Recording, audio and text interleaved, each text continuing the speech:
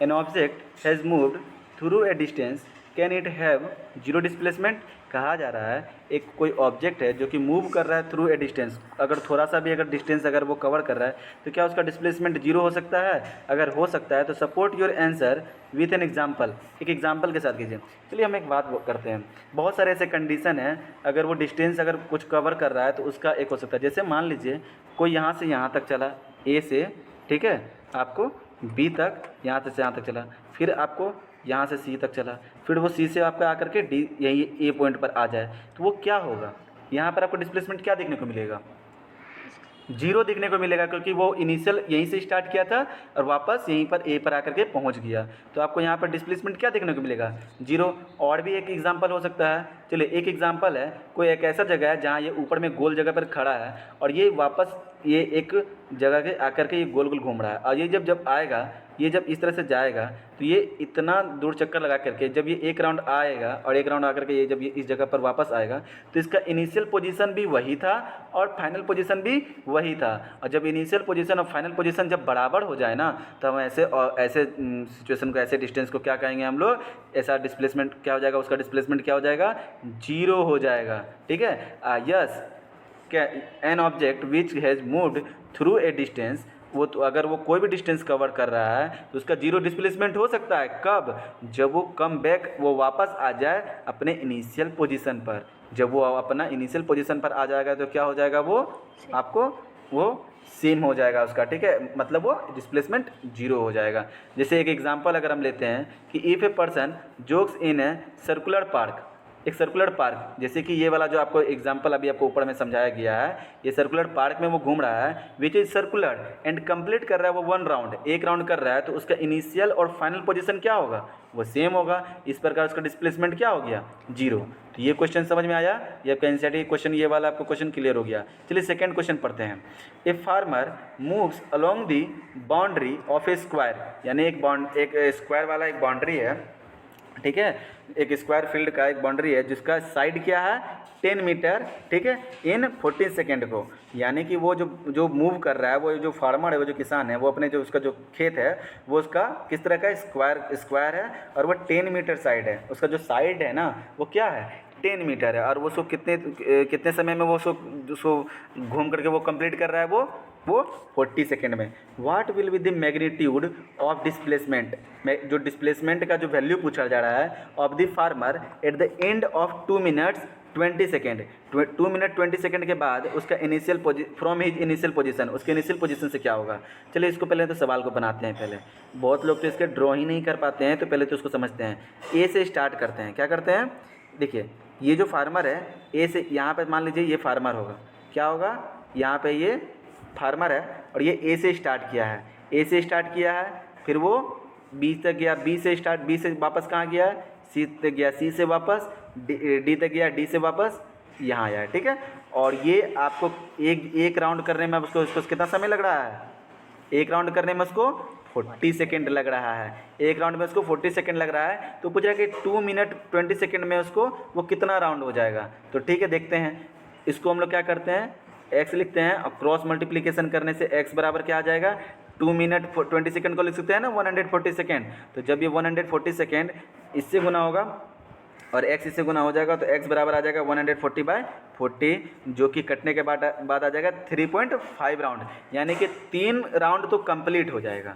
और ये 0.5 का मतलब है कि एक हाफ राउंड। अच्छा, हाफ राउंड का क्या मतलब है?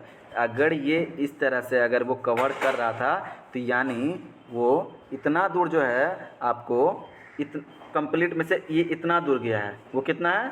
इतना दूर गया है, यानी कि इतना दूर जो है ना ये यहाँ से यहाँ तक गया है, ठीक है, यानी यहाँ पर पहुँचा है। ये इसका इनिशियल पोजीशन है और ये इसका फाइनल पोजीशन है। हाफ तो यही होगा।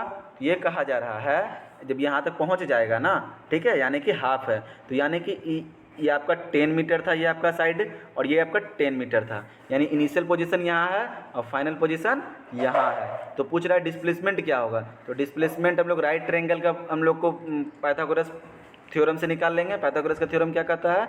Hypotenuse is equals to perpendicular square plus base square, 10 का स्क्वायर प्लस 10 का स्क्वायर क्या हो जाएगा 100 प्लस 100 इज इक्वल्स टू 200, और 200 को हम लोग लिख सकते हैं 2 इंटू 10 इंटू 10, और 2 10 में से एक 10 बाहर आ जाएगा, ठीक है, और 2 अंदर आ जाएगा, तो √2 हम लोग लिख सकते हैं कि 10 √2, और √2 को हम लोग लिख सकते हैं 1.4, और जब इसको मल्टीप्लाई करेंगे तो 14.14 निकलेगा, ठीक है, क्लियर। और ये आपको क्या निकल जाएगा, आपको हाइपोटेनस, यहाँ पर आपको क्या निकल जाएगा 14.14 मीटर। कोई डाउट यहाँ तक? चलिए एक क्वेश्चन और सॉल्व करते हैं। Which of the following is true for displacement. Displacement से रिलेटेड हमको कुछ आपको स्टेटमेंट दिया गया, उसको आप देखना है कि वो ट्रू है या फॉल्स है। पहला सवाल है इट कांट बी जीरो। वो कहा जा रहा है कि इट कांट बी जीरो, क्या वो जीरो नहीं हो सकता कभी भी? वो जीरो हो सकता है या नहीं हो सकता है? ऑफ कोर्स जीरो हो सकता है। अभी जस्ट हम लोगों ने देखा कि अगर कोई गोल जगह पर आकर के वापस इनिशियल पोजीशन पर आ जाए तो उसका डिस्प्लेसमेंट क्या हो सकता है? जीरो हो सकता है। और जीरो होने के बहुत सारे कंडीशन हैं, जो अगर वो कोई भी अगर अपना इनिशियल पोजीशन पर वापस आ जाए, ठीक है, उसका फाइनल पोजीशन भी अगर इनिशियल पोजीशन के पास आ जाए तो क्या कहेंगे उसको?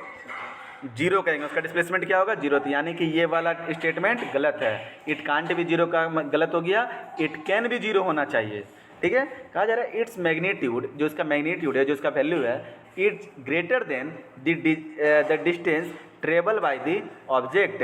कहा जा रहा है कि क्या ये जो आपको बोला जा रहा है कि its magnitude is greater than, क्या ग्रेटर देन हो सकता है डिस्टेंस से ट्रेवल बाय द ऑब्जेक्ट? कहने का मतलब है किसका मैग्नीट्यूड? डिस्प्लेसमेंट। क्या डिस्प्लेसमेंट डिस्टेंस से बड़ा हो सकता है? कभी भी, कभी भी नहीं बड़ा होगा डिस्टेंस से। डिस्टेंस के बराबर हो सकता है, उससे छोटा हो सकता है, ठीक है, लेकिन उससे बड़ा नहीं होगा डिस्टेंस से। मान लीजिए ये कोई भी डिस्टेंस, चलिए सपोज दैट हम यहाँ सीधा बनाते हैं। क्या बनाते हैं? आपको ये सीधा बनाते हैं, ये ए है, ये बी है, यहाँ से यहाँ तक, यहाँ पे 10 मीटर, तो ये 10 मीटर यहाँ से लेके यहाँ तक जाएगा, तो ये क्या हो जाएगा? इसका डिस्टेंस भी वही होगा और डिस्प्लेसमेंट भी वही होगा, 10 मीटर होगा। बट अगर यहाँ से यहाँ तक तो गया, लेकिन वहाँ से वहाँ तक आकर के वापस आ जाए तो डिस्प्लेसमेंट जीरो भी हो जाता है। तो कभी भी इसका मैग्नीट्यूड कभी भी हम उससे ग्रेटर देन नहीं हो सकता, डिस्टेंस से ग्रेटर उसका डिस्प्लेसमेंट का मैग्नीट्यूड नहीं हो सकता, ठीक है। बिकॉज, अच्छा, पहला का आपको अगर लिख करके आंसर देना हो तो वो बता दीजिएगा कि because the displacement of an object which travels in a certain distance, अगर वो वापस आ जाता है and comes back to initial position is zero. ये पहला का आंसर हुआ। और सेकंड का आंसर है because the displacement of an object can be equal to, equal हो सकता है बट नेवर ग्रेटर देन, कभी भी बड़ा नहीं हो सकता है, ठीक है, वो उससे द डिस्टेंस ट्रेवल्ड, ठीक है, उससे छोटा हो सकता है, उससे बराबर हो सकता है, लेकिन उसके बड़ा नहीं हो सकता, डिस्टेंस से बड़ा नहीं हो सकता। कोई डाउट? चलिए और आपको एक सवाल और पढ़ लेते हैं, ठीक है।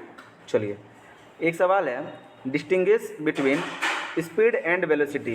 अच्छा, स्पीड और वेलोसिटी के बीच में आपको डिफरेंस बताना है, जो कि बहुत ही ईजी है। बता चुके हैं आपको स्पीड के बारे में, स्पीड और वेलोसिटी के बारे में। देखिए स्पीड क्या होता है? The rate at which an object covers a certain distance is known as speed. देखिए कोई भी डिस्टेंस जो एक आपको कोई भी एक रेट पर, एक सर्टेन डिस्टेंस को जो जिस रेट पर आपको जो कवर किया जा रहा है उसी को तो हम लोग बोलते हैं स्पीड। जैसे आपको ये यहाँ पर आपको जो बोलते हैं 60 किलोमीटर पर आवर, क्या है इसका मतलब? कि 1 आवर में आपको 60 किलोमीटर जा रहा है, ठीक है। ये आपको क्या बता रहा है? स्पीड बता रहा है। इस द एवरेज स्पीड जो होता है will continue to count even if the object changes direction. अगर डायरेक्शन भी अगर बदल भी जाएगा ना तो भी एवरेज स्पीड हम लोग उसका निकाल सकते हैं, काउंट कर सकते हैं, चाहे वो even if the object changes direction. एक स्केलर क्वांटिटी होता है। ये क्या होता है? एक स्केलर क्वांटिटी होता है। Speed can never be negative, कभी भी नेगेटिव नहीं हो सकता और जीरो नहीं हो सकता है, ठीक है। कभी भी स्पीड ना ही नेगेटिव होगा ना ही जीरो होगा, ठीक है। अब आपको वेलोसिटी के बारे में अगर बात करें तो velocity can be defined as the rate at which an object changes position in a certain direction. तो इस वेलोसिटी में क्या होता है? आपको उसका जो पोजीशन जो चेंज हो रहा है ना, जो डायरेक्शन के साथ साथ बताएं तो वो क्या हो जाएगा? वो स्पीड, वही स्पीड और वेलोसिटी में यही तो अंतर है कि स्पीड में आपको इसमें आपको वेलोसिटी में आपको डायरेक्शन भी बताता है, ठीक है, उस ऑब्जेक्ट का आपको डायरेक्शन भी बताता है। The velocity of an object changes with the change in direction, जिसका जो वेलोसिटी होता है कोई भी ऑब्जेक्ट का वो चेंजेस हो जाता है, उसका डायरेक्शन जैसे चेंज होगा उसका वेलोसिटी भी, ठीक है, चेंज होता है। Therefore the object must follow one direction, इसीलिए किसी भी ऑब्जेक्ट को एक ही डायरेक्शन में फॉलो करना चाहिए, ठीक है। वेक्टर क्वांटिटी होता है इसलिए इसको डायरेक्शन की जरूरत होती है। Vector can be velocity zero भी हो सकता है, नेगेटिव भी हो सकता है और पॉजिटिव भी हो सकता है, ठीक है। ये इनके बीच का अंतर है, ठीक है। एक सवाल को देखते हैं, under what condition is the magnitude of a average velocity of an object equal to its average speed, कि वो जो एवरेज स्पीड है ना उसके बराबर हो जाए एवरेज वेलोसिटी, कौन से कंडीशन में, ये पूछ रहा है कौन से कंडीशन में, तो समझते हैं। Since average speed is the total distance, क्या होता है वो, total distance travelled in A time, ठीक है। इन ए टाइम मतलब कहने का मतलब है कि दिया हुआ कोई भी टाइम में कितना भी आपको जो भी स्पीड, अगर आपको जो भी ट्रेवल किया जा रहा है जब नॉन यूनिफॉर्म मोशन का, ठीक है, तो हम लोग को उसका क्या निकालते हैं, एवरेज स्पीड निकालते हैं। एवरेज स्पीड निकालने का क्या है, force frame and velocity is the total displacement. Velocity क्या होता है, total displacement bye in the time frame, मतलब इनका क्या होता है, टोटल डिस्प्लेसमेंट बाय, आपको टोटल डिस्प्लेसमेंट जो होता है ना आपको, ठीक है, वो क्या हो जाता है, आपको टोटल डिस्प्लेसमेंट बाय टाइम हो जाता है, ठीक है। वेलोसिटी बराबर क्या हो जाता है आपको, टोटल डिस्प्लेसमेंट बाय टाइम। चलिए, the magnitude on average velocity and average speed will be the same when the total distance, अगर total distance travelled is equal to the displacement, जितना डिस्प्लेसमेंट होगा उतना ही क्या हो जाएगा उसका, अगर इसका डिस्टेंस होगा और उतना ही अगर इसका डिस्प्लेसमेंट हुआ, तब दोनों का क्या निकलेगा हम लोग को, एवरेज वेलोसिटी और एवरेज स्पीड दोनों का बराबर हो जाएगा, ठीक है। What does the odometer of an automobile measure, odometer क्या करता है, अच्छा, गाड़ियों में दो तरह के आपको डिवाइसेस लगे होते हैं, एक होता है ओडोमीटर, ठीक है, ओडोमीटर, और एक होता है आपको स्पीडोमीटर, ठीक है, स्पीडोमीटर। अच्छा, स्पीडोमीटर क्या चीज़ करता है, नाम से ही हमें क्लियर हो जाएगा, जो स्पीड को मेजर करेगा। अब ओडोमीटर क्या करता है, ओडोमीटर भी उसी तरह का होता है। ओडोमीटर का बस थोड़ा सा समझते हैं, ओडोमीटर हो या ओडोग्राफ, क्या कहेंगे, ओडोमीटर या ओडोग्राफ क्या करता है, इज ए डिवाइस, एक डिवाइस होता है जो कि मेजर करता है distance travelled by an automobile based on the perimeter of the when as the wheel rotate, जितना बार जो ये जो आपको रोटेट करेगा ना उसके जो व्हील गाड़ी के, ठीक है, उसको रिकॉर्ड कर रहा है। मतलब कहने का मतलब है कि एक पेरीमीटर, मतलब एक तरह का गाड़ी कितना दूर चला, ठीक है, एक तरह का ये जो है ना वो गाड़ी कितना दूर चला, तो इसके थ्रू हम लोग को बताता है, इसका पेरीमीटर से हम लोग को बताता है गाड़ी कितना दूर चला, ठीक है। वो हम लोग को गाड़ी में जो लिखा रहता है उसको कहते हैं ओडोमीटर, ठीक है, क्लियर।